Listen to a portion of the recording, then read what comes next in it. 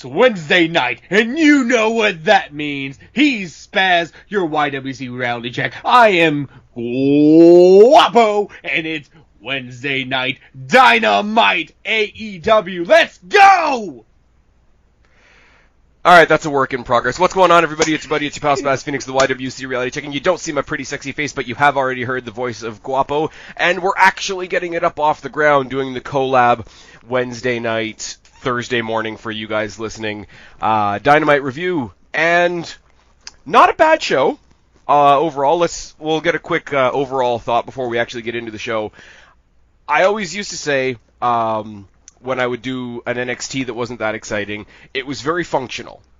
This feels like a go-home show because they're building up the Arthur Ashe shows like mini pay-per-views. So this show did a lot of things to get us where we need to be, but what it means when it's very functional is there wasn't a whole lot other than Adam Cole's debut that was explosive tonight. That's my take. Guapo, what's your take? I can agree with that. Adam Cole debut tonight. Phenomenal. Definitely building up the hype for this next week to come. I mean, we don't just have one show, we have two 2-hour shows next week.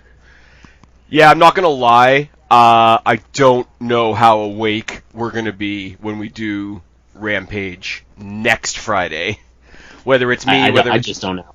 whether it's me and Guapo, we'll see how it goes. Either way, I'm promising that I won't be awake, or I will be fueled by an unhealthy amount of 5-hour energy. That, or it's going to be a Saturday review. Maybe, perhaps.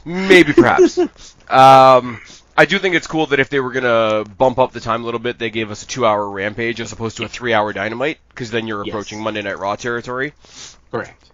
But yeah, let's dive on into the show itself. Punk on commentary, always a good thing. Yes, it was great to start the show off with Cult of Personality and moving directly into Punk jumping into a crowd and then doing his little walk around the ring, high-fiving, taking pictures, do all that stuff, and then move his way to the commentary table. Tonight is definitely one of the first times a 4-man commentary booth worked in a good way. I don't mind it, and the thing is, Dynamite is a little bit more clunky. What I will actually say, the thing about Rampage, is because you've got basically 4 wrestlers doing commentary on Rampage regularly, because isn't it Excalibur, yes, Mark Henry, Taz, and most of the time Jericho? Correct. On Rampage, I don't mind the clutter as much, because it just sounds like 4 people having a conversation rather than commentary. And the best one I will say out of that, I love Mark Henry. Mark Henry is so chill compared to all the other guys that are trying to get all their verbal stuff in. Really, really unique thing to that. Very similar to what I'll say about Punk tonight as well. A lot of wrestlers, when they're doing a guest stint on commentary, they're still trying to be like their character and still talk about like, oh, I don't like this because, you know, when I'm in the ring, I've got problems with that guy. But Punk sort of like makes his entrance into commentary and then sort of like sinks into the actual commentary role. So I'm not going to lie, there was a couple times tonight that, as cool as it was to have Punk on commentary, it slipped my mind that Punk was on commentary, but that's a good thing. It's sort of like the referee is doing the best job when you don't see them. Right. Sort of a similar thing for commentary as well. But, I mean, he did become a focal point later on in the night that we can talk about. Starting off the night with the debut of Adam Cole taking on Kaz. Adam Cole, baby. I mean, it's self-explanatory. We knew that going in this match was going to be a banger. Frankie Kazarian just seems to get better as he gets older, and Adam Cole's Adam Cole. We knew what we were getting with him coming over to AEW. We're going to have a good match with him with no matter who he's facing. Definitely quite a good bit of spots in this match, but good storytelling all throughout. Adam Cole with the super kicks, tuning up the band just like one of his favorite coaches over down there in NXT. Yeah. I mean, I enjoyed it, especially for an opener to get the crowd hot. It was a very smart decision to put this on first. This was either going to be the opener or the main event, depending on how they wanted to put the show together. I mean, it's kind of different from how WWE sets out their shows, and I'm not drawing a comparison, but like we know for a while there, like WWE sort of set up their show with like a halfway main event, like Yes. at the 1 hour mark, which is nice. I mean, it brings everybody up and then brings everybody down and then brings everybody up again for the main event. I think AEW goes a slightly different route, and this is spoken about much more clearly if you follow 2 out of the 3 guys that do the reviews on What Culture, because Michael Sidgwick can fuck off. They do talk about how AEW is going out of their way to make the opening spot on Dynamite prestigious. Yes. To the point where it goes over to Rampage as well, where every episode of Rampage so far, what they've put in the main event in the opening spot is what I would have put in the main event, with the exception of the Britt Baker title defense in Pittsburgh, because that made sense. Yes. Britt Baker, Red Velvet. Yes. And I mean, that was just, it's Britt Baker in Pittsburgh. Everybody gets to feel good about it. Yes. One thing, I love the little mini story in this match as well. Kaz got tossed out early. He sort of kissed the apron on the way down. And from then on, everything was about his head. Like, whether it was strikes, whether it was headlocks. Ultimately, you know, you're setting up for the Panama Sunrise in the last shot. Nice, cool, simple story there. Kaz, on the other hand, was going out of his way to do, like, really obscure, obscure submission setups. And it wasn't just like, I'm going to put you in a Boston Crab, or I'm going to put you in a figure 4, which I'm sure he can do because he's great on the technical end of things. But he was like, I'm going to, like, take up every limb you've got. And it was almost a challenge to the commentary. It's like, okay, what do you think this is called? type of idea. Kaz, as I've said, I feel bad always saying, like, hey, remember when TNA was good? Because I'm liking Impact right now. But Kaz is really from that era of, like, Joe and Styles and Daniels and, you know, the Motor City Machine Guns and all that kind of thing. Kaz now, he's not an old guy by any stretch of the imagination, but he has that every match I've got something to prove element that some of the... I'll use this example, and I hope people take it the right way. Dustin Rhodes. Dustin Rhodes has nothing to prove. Everybody loves Dustin Rhodes. But he fights every match like he's got something to prove. And Kazarian is starting to adopt a bit of that without showing the weather of somebody like a Dusty Rhodes. And I think there's something really cool about that. And it's just, I'm proving myself. I'm not going for titles. I'm not going for headlines. I'm not going for main events. I'm just going in there to show you. Like, you know, Christian's got the outwork everybody slogan. Yeah. I think it's kind of more applicable to Kaz at the moment. Like, he's off the radar. He's the other body in the ring for, you know, the super elite, for Adam Cole, etc., whoever he's in the ring against. But he's doing a fucking amazing... He's doing a way better job of the Ziggler role in WWE. Absolutely, I can definitely agree with that. I mean, Frankie Kazarian's not in a place to where you can call him an enhancement talent at all. But he does enhance in his talent. career where he can make any person look like $1 million. Yeah, like let's be real. Like, enhancement talent is another word for jobber. Yeah, right. absolutely. It is what it is. Like, Frankie Kazarian's not an enhancement talent, but he does enhance talent. Correct. And no matter what, like, even in this match, like, at certain points, it looked like Kazarian could win this match. Like, they did a very good job telling a story that, hey, Kazarian's good enough, he could have beat Cole.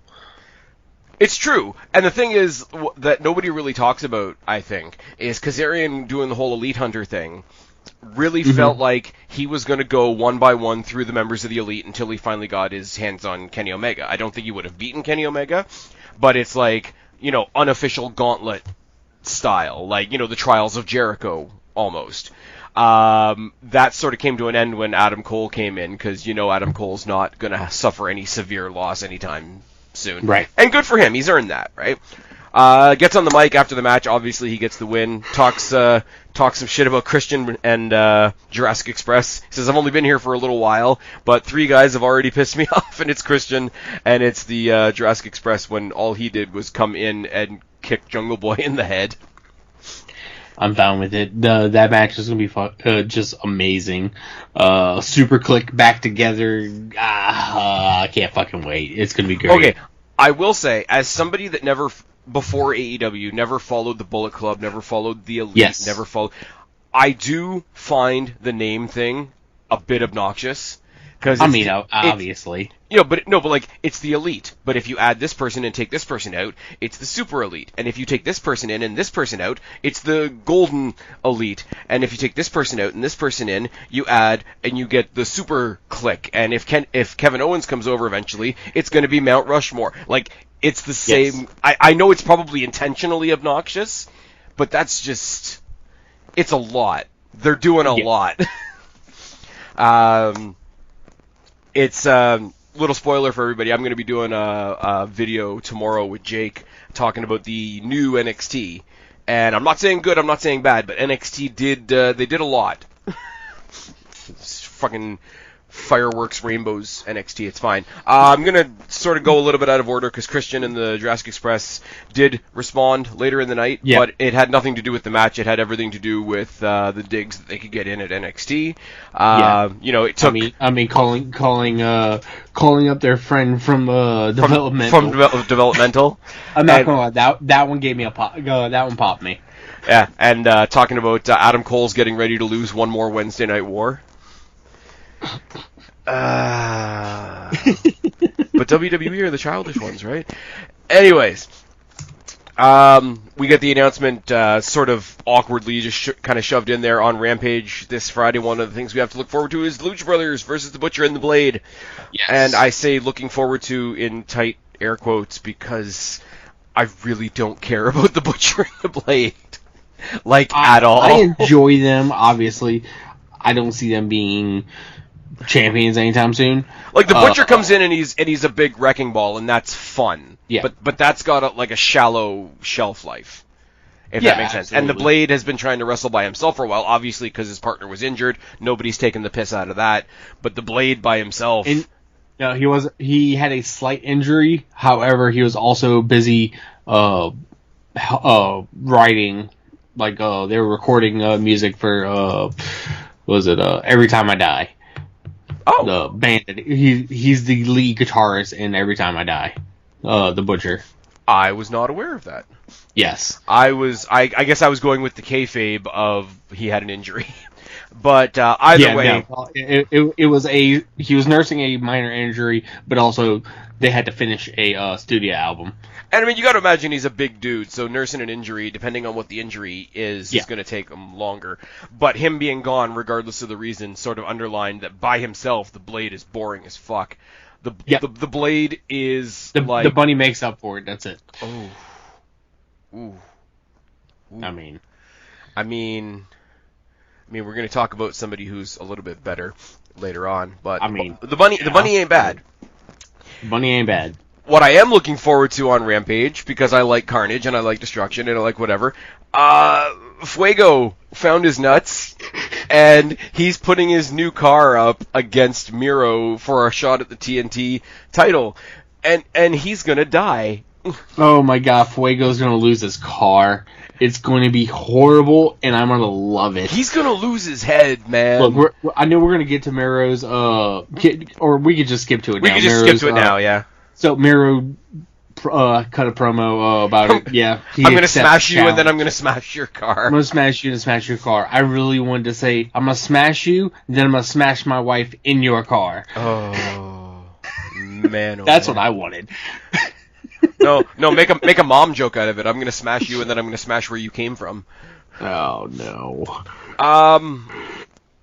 What do you want me to say about a match where I only care I know Fuego's not going to beat Miro for the TNT title, but oh my god!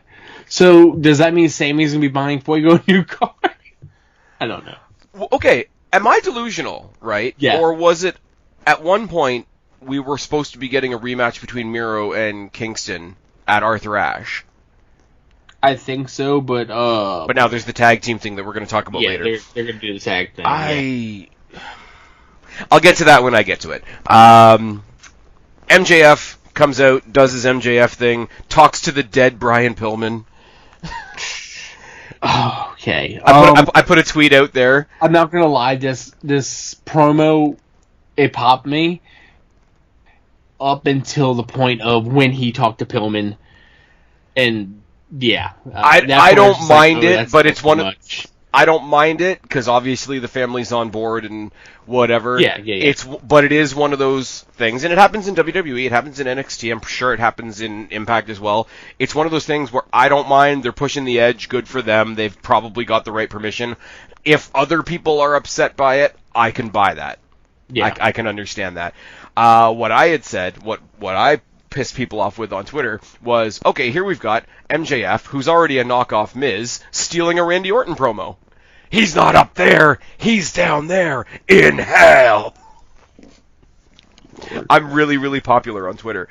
Pillman comes out with a chair, MJF fucks off, Pillman dumps out Wardlow, and again... I think Pillman should have took the shot.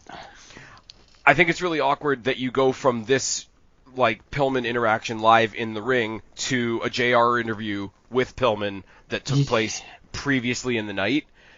I didn't enjoy that promo package at all. It sounded like JR was shitting on him. I know it's the whole he's trying to get him going, but it's just we need to see MJF get his ass whipped.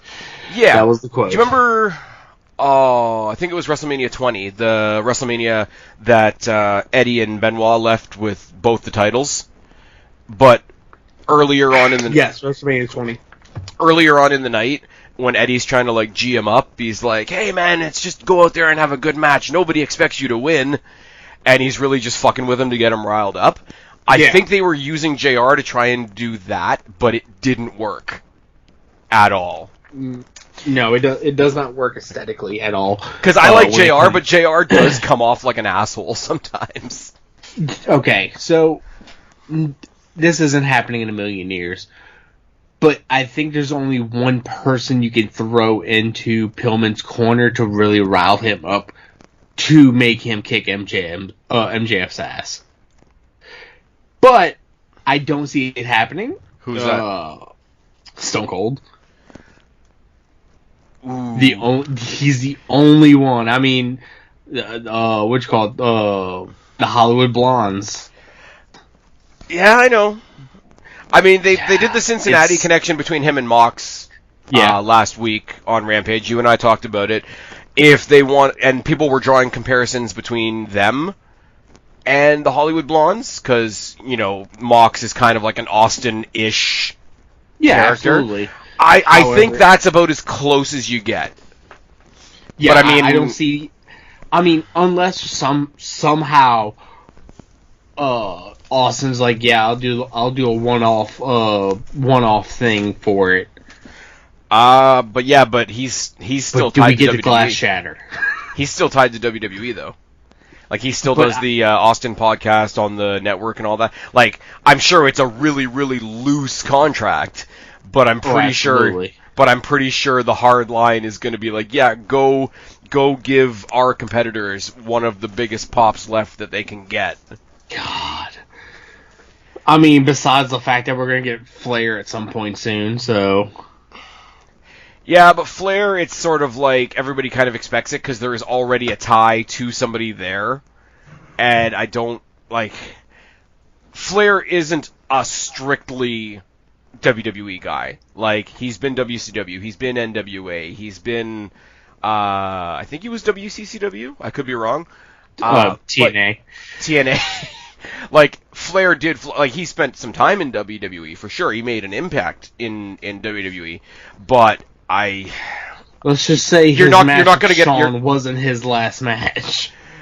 You're not gonna get an Austin pop for Flair. If the rumors are true and he's going to manage Andrade, you're going to get the that's really cool pop. Yeah. Not the holy fuck I hate pop. To say it. I feel like we'll get a Charlotte chant at some point with that. I mean, one of them made her and one of them's doing her. So yeah, that. I mean, they'd have to address her as Ashley Fleer. Yeah. I mean, they can call her Ashley Flair, so... It would be really funny if he started, not doing quite a Miro thing, but if he started talking about his hot wife, Ashley, and just pretending that it's a completely different person than the Charlotte that we get in WWE. It's fine. Charlotte's going to face Spooky Alexa Bliss at Extreme Rules. It's going to be great. I lost my place. Pillman. We were talking about the JR interview that didn't work. I mean, there's one pop that AEW could get that would destroy everything else. And I'm sorry, as much as it's close to Austin, it's The Rock.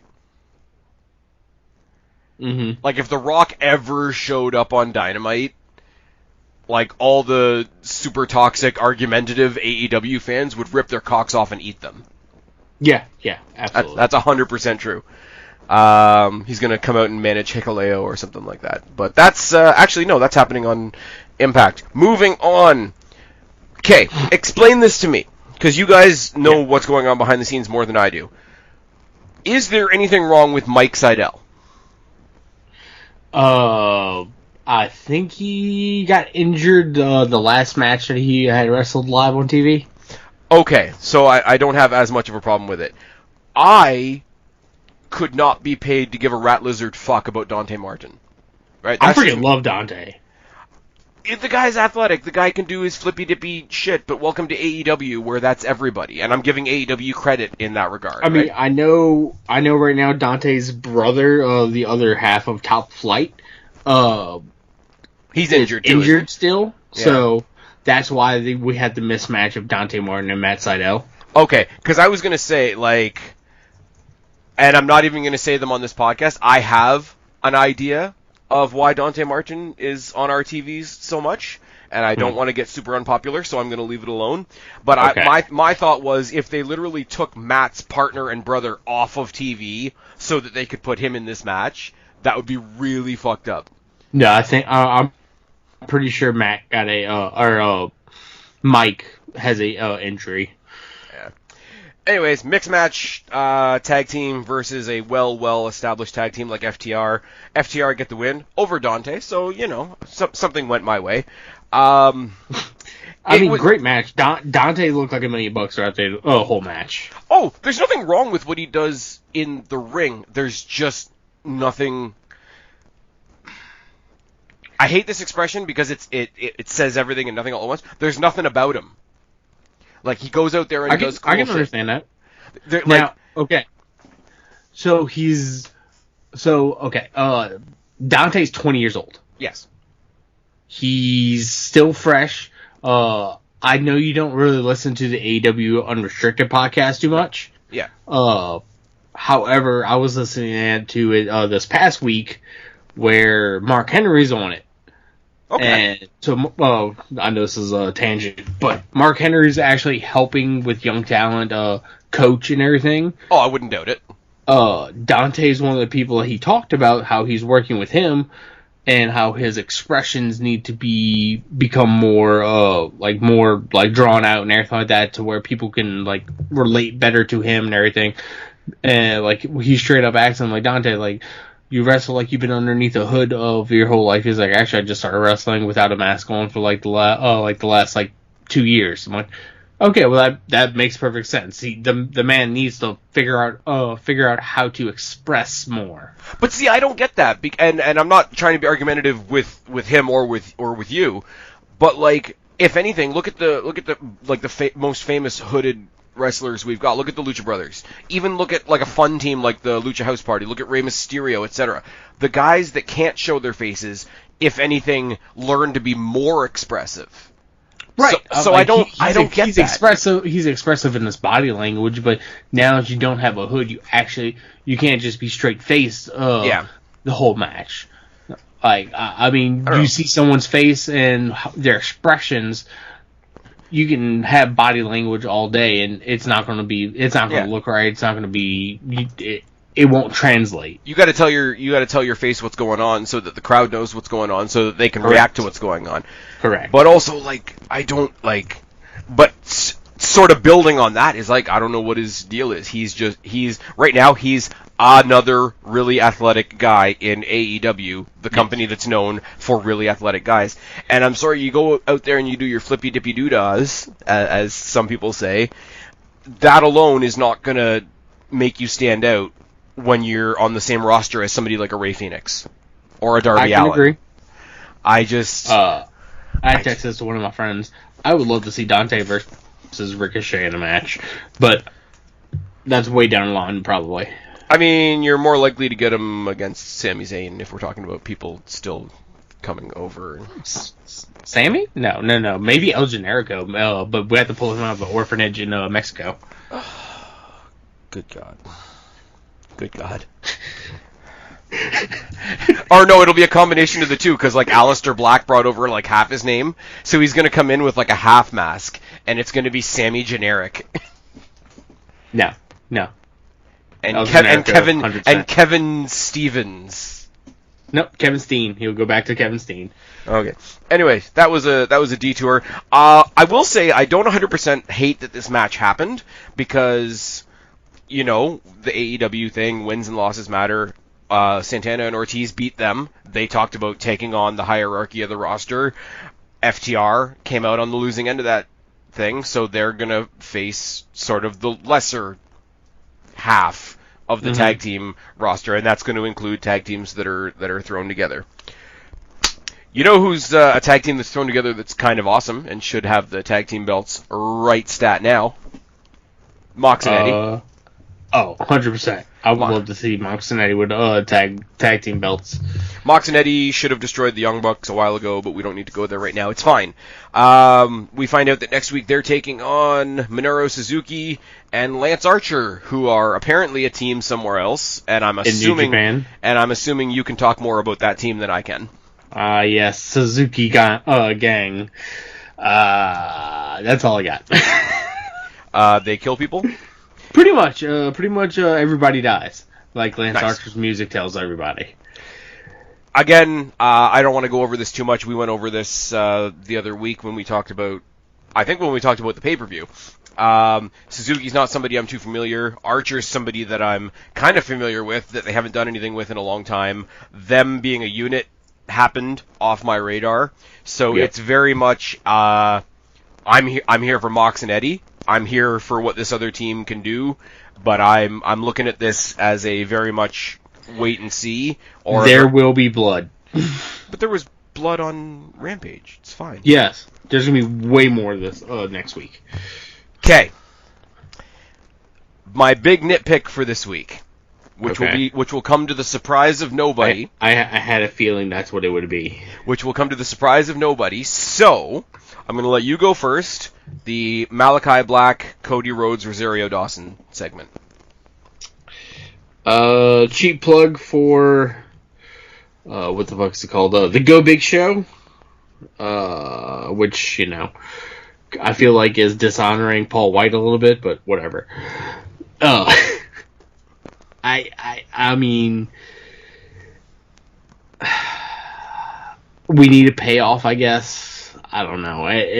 I don't understand the whole Rosario Dawson besides just just the correlation with the Go Big Show that Cody had originally left to go for to film the second season of. I don't know. I mean, I'm going to enjoy the match regardless because I enjoy Malachi Black. Yeah. Who absolutely has probably one of the best entrances in AEW. Yeah, I mean, he's one of the best at projecting his character. Well, I don't know exactly what his character is, but as far as projecting a character out, he's probably one of the best they've got. Yeah. I mean, I don't know. I'm kind of happy this is happening on a Dynamite versus a pay-per-view. So there's that. Okay, I'm gonna start off with something surprising, and then I'm gonna nitpick the shit out of this. Okay, go for it. I actually am looking forward to this match, despite the fact that it's a Cody match, and I haven't changed my opinion on Cody really.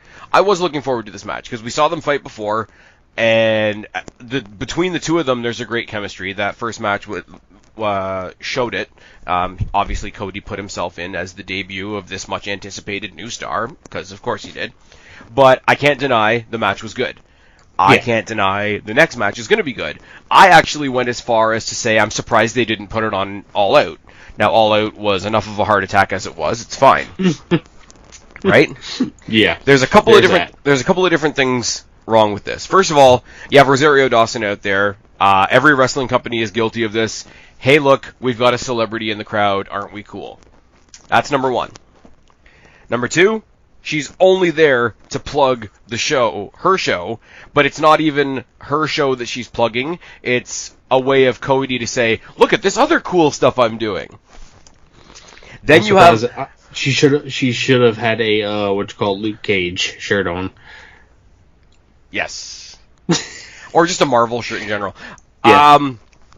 Number three, you take this badass Malachi Black character who's, mowed through the short list of people he's faced so far, and all of a sudden you portray him as somebody that's about to step out into the crowd and threaten a woman.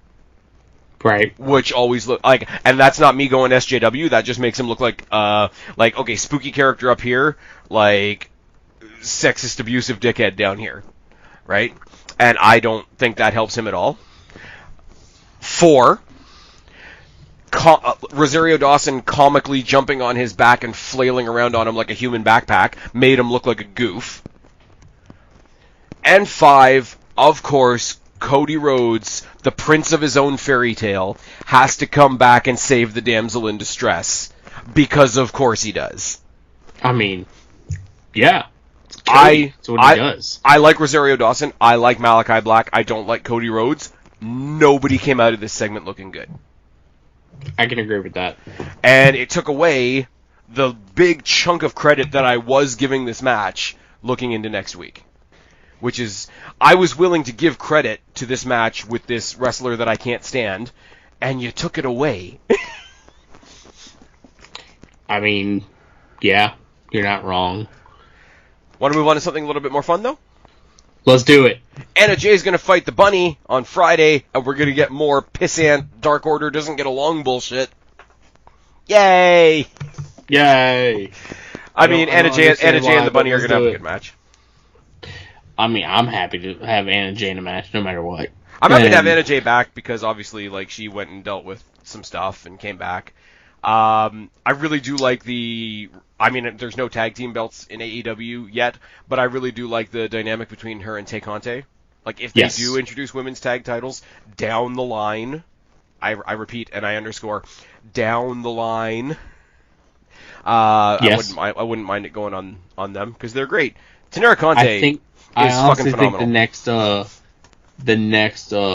belts we get, we're gonna get the trios at some point. Soon. Okay, but that's all but confirmed already though.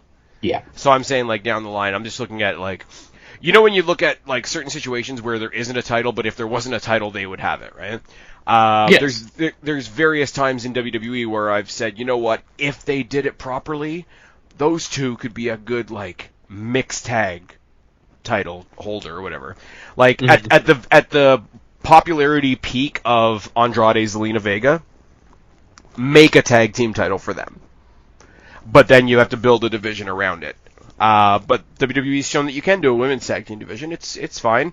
Right now it's held by Natalya and Tamina, and we don't need to talk about it, but should be going on my girl and Tegan Knox, but again, another story for another day. Anna Jay versus the Bunny, Dark Order fighting, all that's going to happen on Friday. And then we get, again, I'm going to let you take the lead on this one, all the Dan Lambert stuff. The American Top Team. Okay, I'm not going to lie, the whole segment itself, it's been drawn out to the point where I honestly don't care about it anymore. I mean, I every fighter in that ring, I enjoy watching on UFC, Bellator, whatever, mixed martial arts, cage fighting, championship, whatever it is, the real fights. I enjoy watching it. I enjoy every single person inside the ring. However, this segment went from pretty much a 2 to a fucking 20 real quick with fucking Jericho and Hager coming out. Yeah. I'm not gonna lie, I was like, oh my god, we're about to watch Hager just like, you know what? Fuck it. I'm gonna take on all these top fighters right now. And I'm totally for it. I mean, that's not quite what we ended up with, but... No, I mean, I will take Scorpio Sky and Ethan Page. But... just the prospect of maybe they're turning this into Hager versus one of these fighters in Bellator, which I will go for. Also, part of me is just like, I kind of don't, too, because I want to withhold Jake's perfect MMA score. Yeah.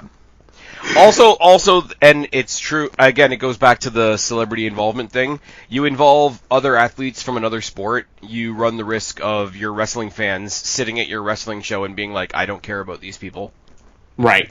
Which I thought the whole point of Jericho and Hager coming out and Dan Lambert cutting off the crowd and the music, and the crowd just kept going to sing Judas. Perfect. Cutting off the music would have worked if they hadn't done the thing with MJ, and I loved it, don't get me wrong, but the whole thing where MJF said you're not allowed to have entrance music, and the crowd just sang it instead. So that is a thing now that exists. Oh, 100%. So they're playing to that. The Lambert guy is great. Apparently he did this same shtick in Impact for a while, but that must have been when I wasn't watching. I wasn't watching it then either. I do think it's a bit of a slap in the face to the fans, because you're taking, like, what he's basically regurgitating is the criticism that some people have for the AEW product, even though they're watching it. It's like, hey, maybe I'll nitpick this, maybe I'll nitpick that. So basically he's personifying some of the fans so that the company can say go fuck yourself without directly saying go fuck yourself to those fans. It's like when Triple H back in the day had the puppet named Mark, who was smart. He's doing that, but he's doing it with, the company's doing that, but they're doing it with a real live person. And it hasn't yet, but again, it's one of those things where it's like, if somebody does look at that and say, well, go fuck yourself, I'm not going to watch your show then, it's not out of nowhere. It's not an RKO. Yes. I don't think you can dress this up. I think this was just, let's give Jericho something to do at the big show, because he's obviously it's obviously a day that's not part of his tour, so he's back for the big show. Putting him in a tag match with Hager, least amount of chance that he's going to get injured and somehow not be able to tour. I'm fine with that, and you put him in there with Scorpio Sky and Ethan Page, who are great once the bell rings. All their, like, flashy attitude is, like, watered down what the Elite is doing when it's just the two of them, and they gotta watch that. But once they're in the ring, Scorpio's great. Ethan Page is funny as hell. Because it's Jericho, and because you can do a lot of wacky things with Jericho, if he came down for one night as the Karate Man, I'd pop. Scorpio Sky and the Karate Man. If he came down as Mr. Miyagi. Oh my god. Did you see Ethan Page versus the Karate Man? Yes. Okay, I know what you're talking about now. Yes. Like his other personality, whatever. Yes. That was his last match in Impact. I'd pop. Now, the only other... Better than the final deletion. Anyways. The only other wrestler I'd pop for that could come out during this match to screw over Ethan Page, Danhausen. It's very good. Very evil. Very evil, yeah, okay. Sorry, I love Danhausen right now. I'm more really. Me, the crowd, and everybody that's ever listened to us in the past little while couldn't have told that. I'm sorry, I love Danhausen. I mean, it's gonna be, like I say, it's gonna be good. We haven't seen. It's gonna be good. It's gonna be very evil. It's very good. We haven't seen Hager in a while. Hager's gonna like destroy these guys. Like he's gonna eat them for lunch. Oh, absolutely. Look, Jericho's gonna start the match off. Jericho's gonna be getting his shit stomped in at some point. Throw in the hot tag to Hager, and Hager's just gonna be. You know what I want to see, honestly? Because he does the Judas effect, right? I want Jericho to, like, be all disrespectful and turn his back to both of them. Then Hager comes in, grabs them both by the scruff of the neck, throws them at Jericho into a double Judas effect. Oh, that would be pretty great. Plus, like, Hager's a monster, and it's fine. Don't worry about it. You know what I'm not going to waste any time on, and I'm not going to waste any of your time on either? The Gun Club have turned heel! I don't care. Do you care? Who? There we go. You know what I did like, though? And what actually surprised me, because I thought she was just going to get squashed, was Jade Cargill versus Layla Hirsch. Yeah, I was very surprised by the match, too. It went much longer than I thought it was going to be. Then again, you can't really take anything away from Layla Hirsch. Oh, she's great. She is, for lack of a better word, legit. Yes. And she got some nice bounce to her. I'm just saying.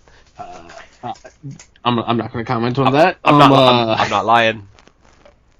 You're not arguing with me either. No, but let's be real. Like, she's cute as hell, and like the crowd's behind her, and she's got like, and then people might think this is a stretch. She's got a little bit of Taz in her. Like the short, stocky, like powerful, like spark plug wrestler. And it works, and she makes it work, because as soon as, like, you have a stare down between her and, like, overhyped Jade Cargill, like, obviously the size thing is there, but as soon as she locks her in, like, in a suplex or some kind of throw and whatever, like, the size disparity disappears, even though they're both still standing. Yes. And I don't know how that works. She owned most of this match and lost. Like, when she lost, I was actually, like, in the frame of, like, watching a TV show. I was kind of pissed, because she had most of the match. And I could have done without the commercial break as well. But God damn, she's 4'11". Yep. That means while she's whatever. She's 24. God damn, she's younger than me. Yeah. While she's doing whatever, I can also rest my drink on her head. It's fine. There you go. There you go. Very good, not evil. I feel like that is very good and very evil. But okay. Anyway, I think it's evil that Jade Cargill won. Picked up the win. Surprisingly, so Jade is getting better. You can definitely tell she's putting the work in, getting better every week. So, yeah, but you get a little bit of like Big Show syndrome though. As long as they keep putting her in there with smaller people, all she has to do is go in there and be big, and that doesn't if I want to give her the benefit of the doubt, that doesn't give her like an opportunity to like become a better worker, because her job is to go in there and be big and scary. Right. I don't find her anything really. Like, I was trying to find a nice way to say it, but like I don't. I really don't. Like, if she's number 3 in the rankings, at some point she's gonna have to be moving up to face and do something with somebody else. But like, if she's there to be like the big power player, right? Like, I know she's not nearly as featured. Once again, I'm going to say I don't watch Dark Elevation. I don't believe in wrestling giving you homework. But I would rather have Big Swole in this position, because she's at least fun. Like, I'm pretty sure she could come out and still be bitchy if they needed her to be the heel, because Layla Hirsch is obviously the face. Like, she could come out there with a bit of an attitude, or put somebody, because I'm glad she's in AEW now, the Kiera Hogan. Mm-hmm. Like, they have her. Why aren't we seeing more of her? Type thing. Just, like, there's better options. There are better options than Jade Cargill. And she kind of looks like she's going to melt. I'm just putting that out there. We cut inconspicuously to commentary where Taz comes out and confronts Punk and accuses Punk of stealing his job. For about a second, it looks like Punk is going to square up to Hook. And if the first match had been Punk versus Hook, I would have laughed a bunch. He gets blindsided by Hobbs. Hook puts him in a Dragon Sleeper, which is, like, other than a generic beatdown, I think it's the first thing I've actually seen Hook do. Yeah, pretty much. That's about it. Like, I said it before, it's the most prolonged and, like, pointless take your kid to work day ever.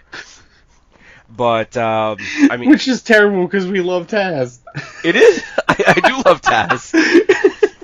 Taz is great. Like, outside of wrestling, Taz is great. Because I've seen and heard more of him when he's had like various talk shows and podcasts and whatever than I have since he's come to AEW. I like Taz. I like Taz in there in AEW as well. If Taz can get a new podcast or another radio show, I'd be listening to it in a heartbeat. Oh my god. Oh. If he does, I need him to bring the gimmicks back and everything. I want him to get his old team David back. Schnappets, everything. I want his old team back. The captain. Yes. Remember the captain?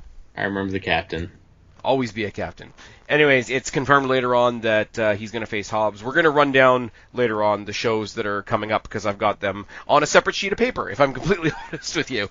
I mean, Hobbs is going to be good. It's going to be like the power versus the technical guy. It's going to be the young guy versus the experienced guy. These are all very basic, very easy to tell wrestling stories. I'm totally cool with that. I think we end up. I'm just going to call it now. I think we're going to end up getting interference from Brian Cage in this. Yeah, I mean, there's going to be some double teaming. I mean, if we eventually get CM Punk and Brian Cage versus Hobbs and Ricky Starks on our way to just getting Punk versus Starks, that's a cool story. That's a story I'll roll down. But eventually, there has to be a thing in there where it's like, if we win this tag match, or if I beat Starks, then I get a match with Hook, and then Hook just gets killed. It's fine. And then Hook gets murdered. And then it's one of those old Paul Bearer things, where it's like, hey, if I beat The Undertaker, I get a match with Paul Bearer. Taz is going to do his best Paul Bearer, but I'm not a wrestler. It's very tired in here. But no, it's a good set of... Like, him going through Team Taz is a good, like, hey, this is what we're going to do with Punk for the next little while. Because we're going another direction with the title picture, and I don't think anybody's really going to get behind Punk going for the TNT title. The only other thing I could see is if Punk and Bryan teamed up for the tag titles against... Oh, yeah. It's still the Bucks, isn't it? Yes. No. Lucha Brothers have the title. Even still... Actually, you know what I would find hilarious? Just because I'm sure Daniel Bryan doesn't really care where he wrestles, like he just wants to wrestle, I would find it hilarious for Punk and Bryan as a team to show up on Impact and take the belts off of the Good Brothers. I'm all for it. Can you imagine the shot in the arm for Impact? Oh, absolutely. I will say, honestly, and I'm going to be doing a preview for it sometime later on in the week as well when I get time. They have a mini pay-per-view this weekend, Victory Road. And it's a pretty good card, if I'm honest. Mm-hmm. It's, what is it? It's Finjuice versus Chris Bay and Hikuleo. It's Chris Sabin versus Josh Alexander. Josh Alexander, current Destiny champion. Check it off your Spaz Phoenix bucket list. It's Christian defending the title against Ace Austin.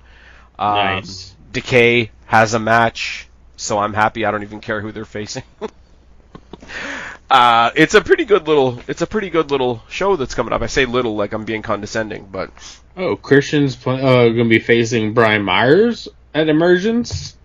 Emergence has already passed. He already beat Brian Myers. Gotcha. So the streak continues. Got it. Victory Road is him versus Ace Austin. Inevitable Ace Austin.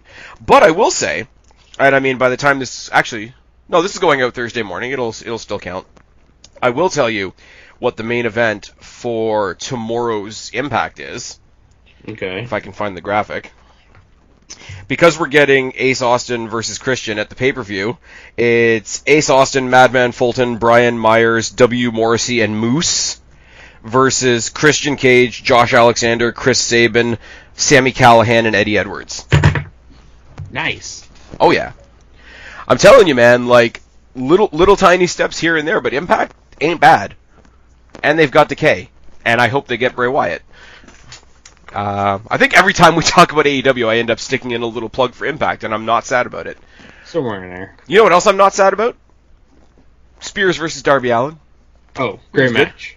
Big old brawl before it started. I love the fact that Sean Spears came out with Canadian God on his tights. That made me laugh. That popped me. It was really good. We had a beatdown on the outside, which confused the hell out of me, because I thought it was one of those, I'm going to beat the fuck out of you before the match starts. But no, It's just, I'm going to beat the fuck out of you, and the match is just going to keep going. The spot, I mean, we all know Darby Allin doesn't care, but the whole, like, I'm going to lean you up against the steps, and then I'm going to do the running knee. Oh, P.S. One more thing about NXT, and then I'm not going to mention NXT again in this video. Mandy Rose has a better V-trigger than Kenny Omega. Moving on. Okay, sidebar, just real quick about Mandy Rose. The little what's called like a group chat I'm in with some of the dudes down here in the Louisiana. Apparently they have a weird thing about Mandy Rose's makeover now. Because she's not blonde anymore? Because she's not blonde, like they're into her more now. They had to change her look because she's managing Gigi Dolan and JC Jane. Gigi Dolan is Priscilla Kelly. Okay, gotcha. So she can't exactly go out there and be like the bad stereotype of the Barbie doll that some people apparently out there hate, and basically be managing a goth tag team. Plus, She had her face smashed in by Saray a couple weeks ago, and she had like a Sheamus face mask on for a little bit. So they gave her a makeover, and basically all it was is like her gear is black, and she came out in a leather jacket with a hood and revealed the brunette hair, and she's got a much more aggressive style now. I won't say it's like night and day, like Caterpillar goes into the cocoon or whatever, but it's like there's concerted effort for somebody that everybody keeps writing off as like another fucking WWE Barbie, like, which isn't the case, first of all. But no, it's one of the things that always pissed me off when Mandy Rose and Sonya Deville were like just starting on the main roster. It's like, oh, look at this, you got the one that can actually fight, and you got the one that's just there like for looks. And I'm like, I saw them fight each other at NXT house shows and kick the living shit out of each other. Right. Like, maybe don't be ignorant. You're allowed to be white and blonde, even though it's 2021. Anyways, it's fine. We're good. It's fine. Everything is okay. Everything is okay. Fine. Sean Spears going to the outside, going to the ring keeper's area to get the wet cloth to wipe off Darby Allin's paint was a nice touch. Yes. Darby Allin obviously firing up. Get to the end of the match. Suicide dive, coffin drop. Coffin drop to the small of the back was a nice touch. Like not a standard, like, because Sean Spears fucked up his knee doing one of those step spots. And it's an interesting story because if you have one injured leg, you put all the pressure on your other leg, and walking so slanted does eventually affect your back. So to finish off the match, I know this because I have a bad knee.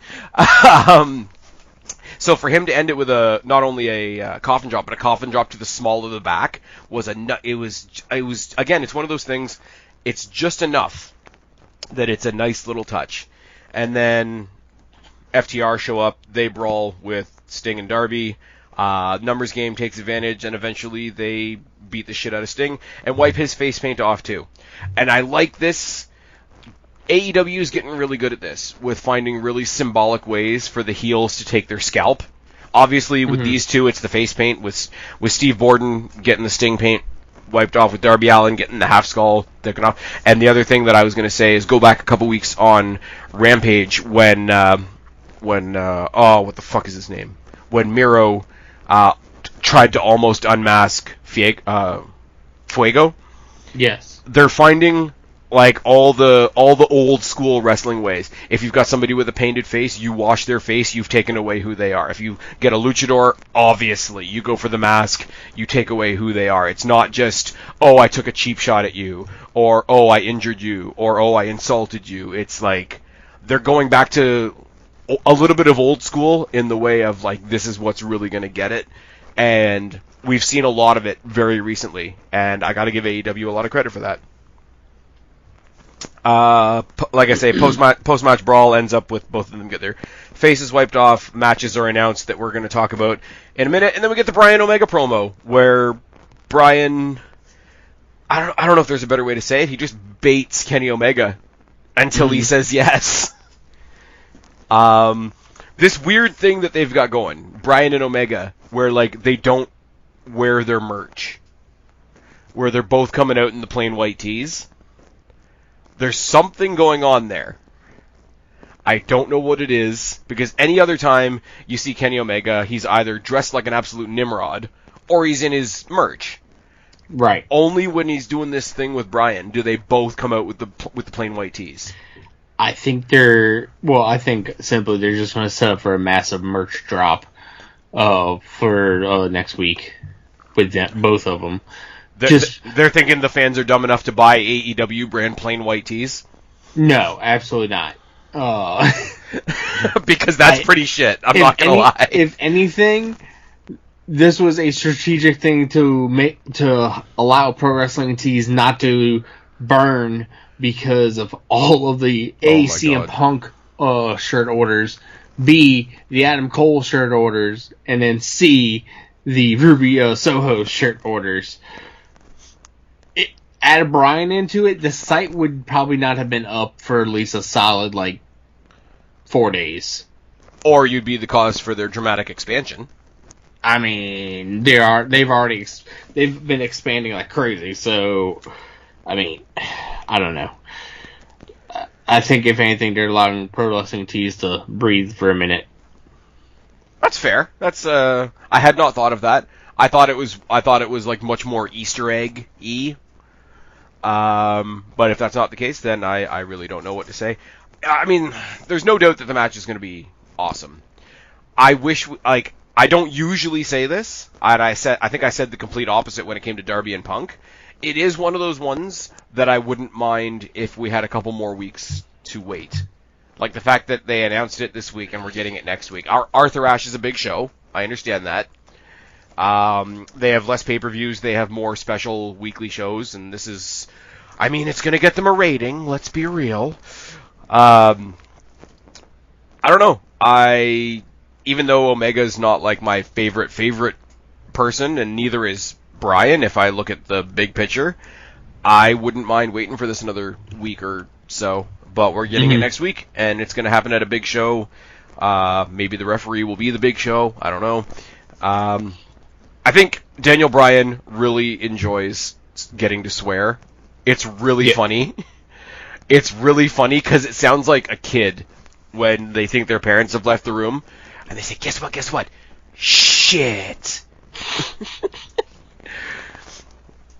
And, I mean, the whole carny piece of shit thing that Christian has started, they do have this cool little anti-elite team building with Brian and Christian and Kaz and the Jurassic Express. There's going to be a 5-on-5 or a Blood and Guts or a Survivor Series adjacent match eventually. I just don't know when exactly they're going to do it. Are they going to wait until more titles have shuffled around? And I don't know. But I think we're going to get a Survivor Series-esque type match at some point for the payoff with all that. Submission only elimination match. Probably not. IR Lasad. Right. And on the outside, you've just got, like, what's his name? What's his face with the plastic mask that's got the cold spray? Right. Cutler. Cutler. Brandon Cutler. The preliminary match for the 5-on-5 is Cutler versus Marco Stunt. Oh, God. Oh, come on. You know what? Good. I'll watch it. No. Cutler and Michael Nakazawa in a handicap match against Marco Stunt. Because Marco Stunt's already kind of handicapped. Anyways, sort of a downward way to end the show, but Mox and Eddie versus 2.0. Mox and Eddie killed them again. Yes. And then they brawled with the Suzuki Goon Gun guys. Not much to say. They're setting up for their match next week. 2.0 are hilarious, but they're there to get destroyed if you put them in there with guys like Mox and Eddie. Correct. That's all I got. I mean, that's it. I mean, them in the ring with Eddie and Mox, you knew who was going to die. It was going to be 2.0. Yeah. They should have the Everybody Dies thing. Right. The tag team match next week is for custody of the Everybody Dies music. Sure. It's AEW soundtrack CD on a pole match. Oh, God. Do you want a quick rundown of what's happening on Rampage this Friday? I have a rundown of everything they announced. So do I. For Rampage Dynamite, and then the big Rampage. I do want to stick in, I meant to stick it in a couple minutes ago when we were talking about Impact. The other really cool thing that came out from Impact, and I think the news just dropped today, they do have an all-female show coming up soon. I think it's called like Knockouts, Knockdown, or something like that. Nice. Very, very cool. They're doing a tribute thing to Daphne. They are doing a Daphne Memorial Monsters Ball match, considering she was in the first women's Monsters Ball in Impact. So I don't know who's in it. Nothing like that has been announced. I just thought that was a really cool thing. I don't even know when the show is, but they are specifically doing like a Monsters Ball, like a hardcore women's match, and that's how they're paying tribute to Daphne, and I think that's fucking awesome. If Shotzi Blackheart could get out of her WWE contract for a night, I would love to see her do something like that, because her whole thing was like, I'm going to NXT. I want to bring hardcore wrestling to that NXT women's division. Like, that was one of her goals. If it wasn't for the fact that she's already that she's already up on main roster, I would say somehow she gets a letter or something that allows her to work that one night for that one show. Yeah, but you'd like to think so. With her being on main card, I don't see it happening. Well, she's supposed to be getting a women's tag team title match along with Tegan Knox, but we don't need to talk about that right now. So, this coming Friday on Rampage, we've got Anna Jay versus the Bunny and Dark Order drama. We got the Lucha Brothers versus the Butcher and the Blade, which is going to be the Lucha Brothers' first big victory after winning the titles, obviously. Butcher and the Blade are there to be the other bodies in the ring, is my quick take on that. We got Fuego versus Miro, title versus Car. Fuego del Sol. What did I say? You said Fuego. Whatever, same thing. Somebody keeps telling me that I pronounce Kiera Hogan wrong, so... Do you know what Fuego del Sol means? The fire of the sun? There you go. I'm proud of you. I do good shit sometimes. You're learning. I'm proud. I don't have to be American to speak Mexican. Anyway... That was Spanish. Really, God damn it. That was really terrible. I actually take that back. There's a couple matches for next week on Dynamite. Black versus Cody. Mm-hmm. Despite the segment this week, I still think it's going to be good. MJF versus Pillman. I wish I cared more. Mox and Kingston versus Suzuki and Archer. You know where I sit with that. FTR versus Darby and Sting should be good. I'm pretty sure Darby's going to do something crazy. Low-key dark horse for match of the night. Britt Baker defending the title against Ruby Soho, which we didn't really talk about much. It's going to be so hard to call those fucking matches, honestly. Yeah. We didn't really talk about that much this week, but they didn't really do much with it this week. Apparently, they're both sitting down for interviews on Rampage. But the one thing I will say, sorry, I have to go on a little detour for a second. When they're announcing, what's coming up next week, so-and-so versus so-and-so, so-and-so versus so-and-so, so-and-so versus so-and-so, and X person is going to be here. X is going to give it to you. No, good lord. No, but, after Sting debuted, every week it was here's the match, here's the match, here's the match, and Sting will be here. Okay, cool. He's going to walk out and say some shit and go away. I don't need interviews advertised to me. That might be a little nitpicky thing, but... whatever. But next week we're getting the match. I think it's probably going to be one of the hypest matches that they've had in that division. Yes. Again, it's one of those, I wish that we had a little bit more time to build it a little bit more, because look at the character of Britt Baker, and look at how popular and how over Ruby Soho is. Oh, absolutely. You could have Ruby, smack around Britt's goons for a couple more weeks. Omega versus Bryan, that might be alright. Yeah, I guess. It'll be okay, I guess. And then on the, what are they calling it? The Super Rampage, whatever. Rampage Grand Slam. Grand Slam. Jericho and Hager versus the Men of the Year. Should be good. Jericho... I think it'll be alright, yeah. Should be alright. The Super Click versus Christian and the Jurassic Express. Should be the main event, which means it'll be the opener. And Hobbs versus Punk will be another step in that story, and I'm pretty sure he's going to get double-teamed. And then, like you say, the cage thing is probably going to happen. And so that's the only matches. Those three are the only things that we have set for the Grand Slam match or Grand Slam Rampage. But yeah, you got to figure there's two shows before there where they could add more. Like this is going. Like if we're doing tonight's Dynamite, that's a Rampage and a Dynamite and another Rampage away. So to already know half the card, it still's not too bad. Like I know it's double length. I know it's double length, and I think I said this at the beginning, but I'd rather have them do a 2-hour Rampage than a 3-hour Dynamite. Yeah, I completely agree. There's a lot of wrestling happening. Like a lot of wrestling happening. But what we should have, speaking of Brian Cage, what we need to have is Brian Cage and Christian Cage and Ethan Page and Adam Page and Diamond Dallas Page and Nick Gage and WWE's Page in a cage full of rage on Rampage. On the biggest stage of them all. Except it's not true, because that would probably be All Out. I mean, you know, whatever. And on that really, really, really lame note, Guapo, tell them where to find you. You can find me on Twitter at Guapo_504. And here, because this is the only channel I'm on anymore. And you can find me if you enjoy watching some guys play Magic the Gathering at Champions of the Parish. Me and my friends play Magic the Gathering and also other card games. Go check it out. And you guys know where to find me, or you wouldn't be here. I've been Spaz, he's been Guapo, and it's official. We are your AEW reality check. Subscribe up there, talk down there, start a conversation. Keep all these conversations going. Don't be a stranger. I will talk to each and every last one of you later, but for right now, me, Señor Guapo, we are tagging out. Bye, guys. Adios, mis amigos.